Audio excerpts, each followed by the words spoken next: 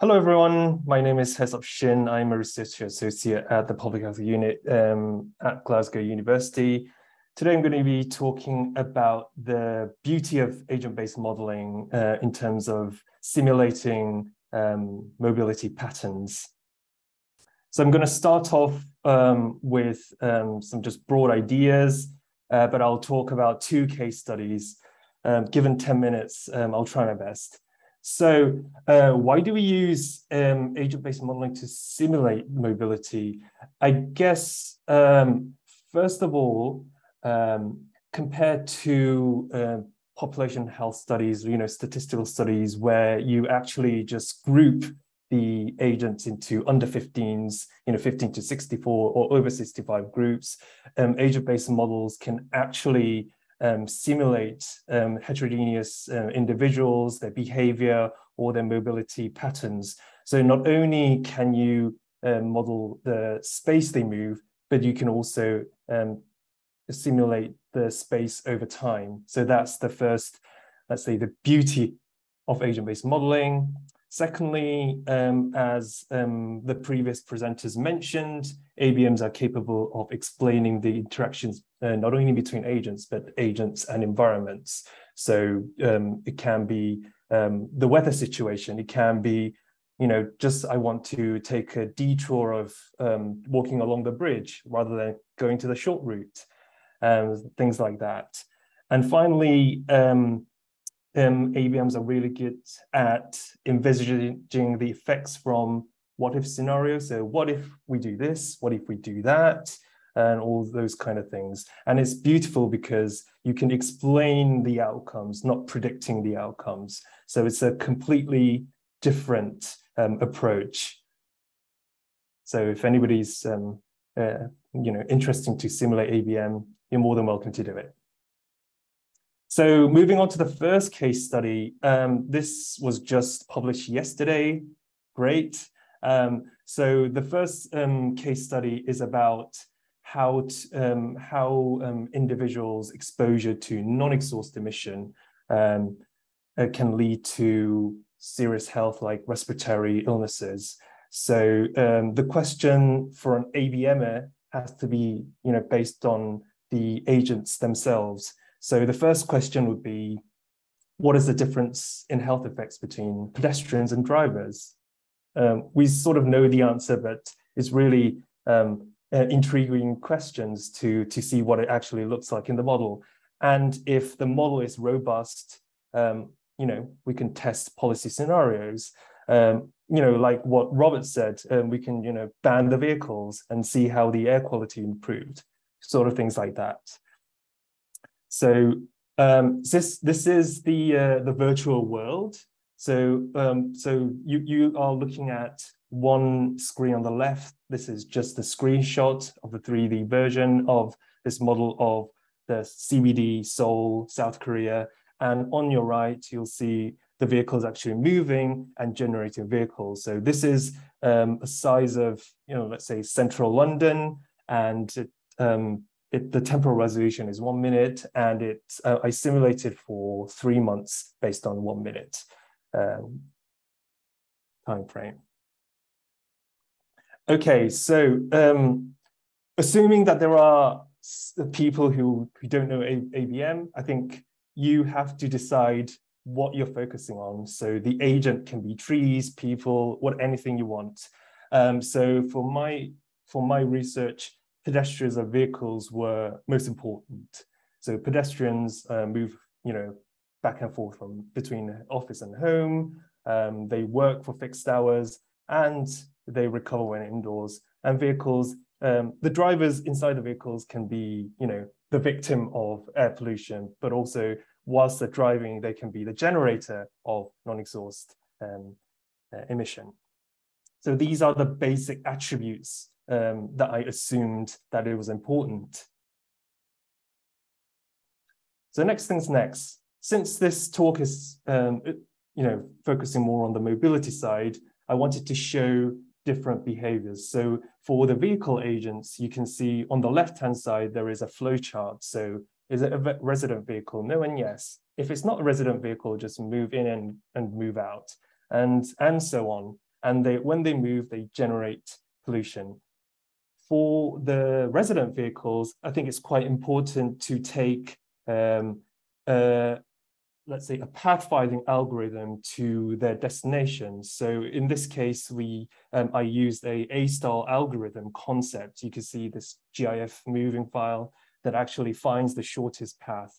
And before I move it onto the application, I test on the concept of a bare flat piece of road and see if it was working properly. And then I moved on to the application stage. So these are the kind of three steps that I started from scratch.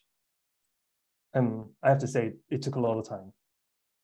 So likewise, pedestrians have their own kind of behavior. They have their mobility patterns, and when they're exposed to PM10 exceeding 100 microgram, then they get sick. And the mobility algorithm, in this case, we use a local search algorithm for the sake of the computational speed. So I'll just quickly go through the findings. Because we've got another study that I want to show you. So the first things first, as you can see on the graph, on the y-axis is the at-risk population. So whenever the PM10 exceeds a certain limit, then you'll see some sick people. And the graphs you see is quite different between drivers and pedestrians. And so looking at the map of a certain time frame, you can see that the black red is more, let's say, polluted. So the junction parts, when they stop and go, they're actually more polluted than the other roads. And I also did a policy scenario.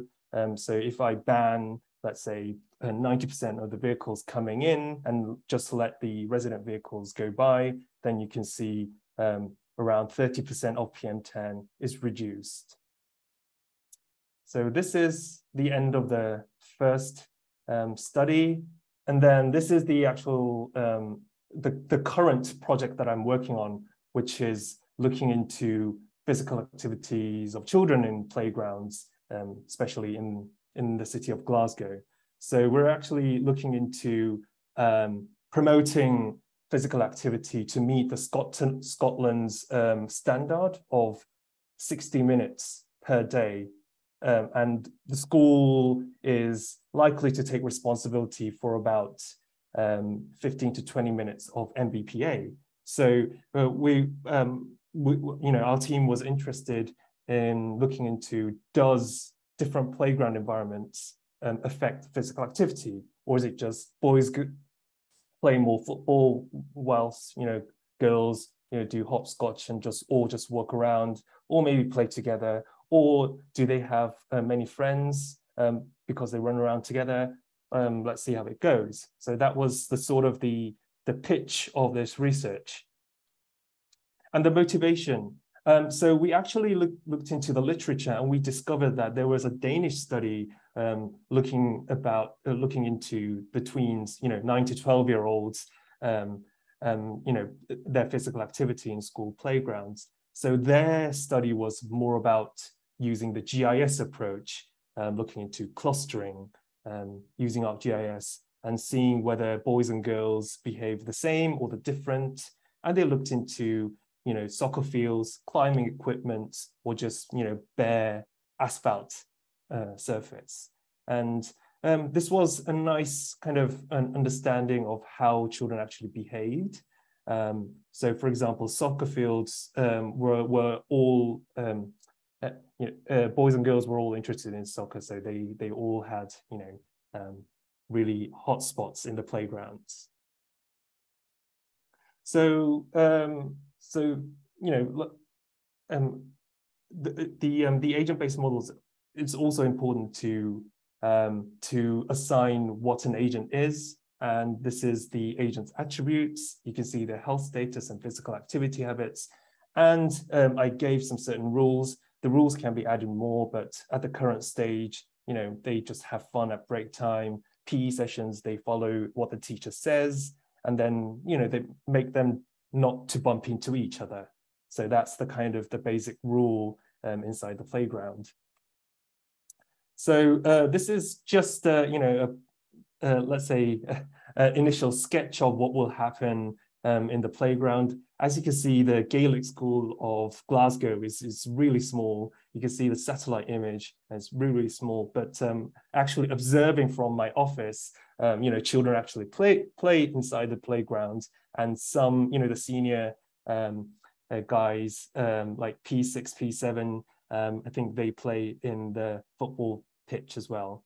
And as you can see, Kelvin Park, Hinderland, St. Joseph, St. Charles, they all have different shapes, and also the paintings in the playground. So it will be quite useful to understand how this simulation turns out. So since this is an initial, let's say, coding stage, these are the things that I am experimenting at the moment.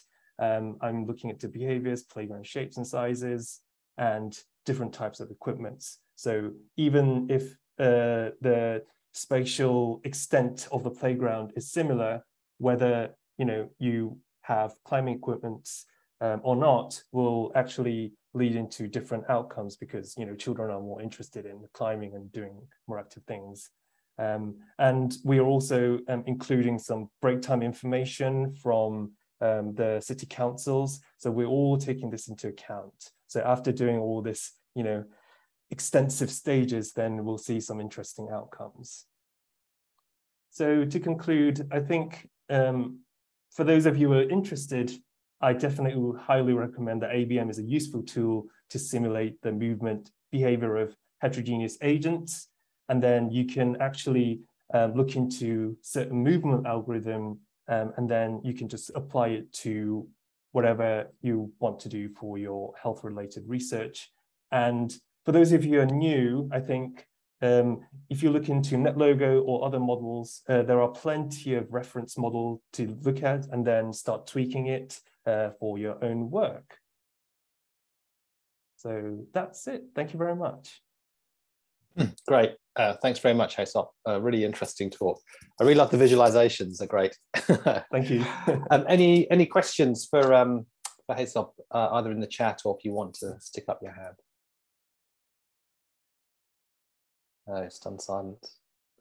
I was just interested about oh, sorry, Ricardo, your hand flashed up then.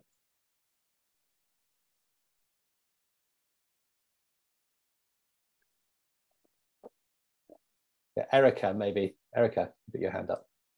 Yeah, sorry, probably I just wrong timing when you start talking. It's very interesting presentations, and I really wanted to chat with you later because I'm doing some air quality research and physical activity as well. It's really interesting. My question is, for the second presentation about physical activity, are you looking at the playground particularly in the school context, or are you looking at something a little bit more outside? It's my kind of impression is only in the school context, but is it kind of more expand outside of school? Yes, obviously. So from a broader picture, I'm actually simulating the children from their home to their daily cycle. So starting from home, which mode of transport they take, and when they split from school, then they can do after schools, they just walk straight home. It depends on the weather. So yes, in a broader context, I'm actually simulating the entire, let's say, part of Glasgow and the daily patterns. Yes. Oh, very interesting. Thank you. That's all right. Thanks.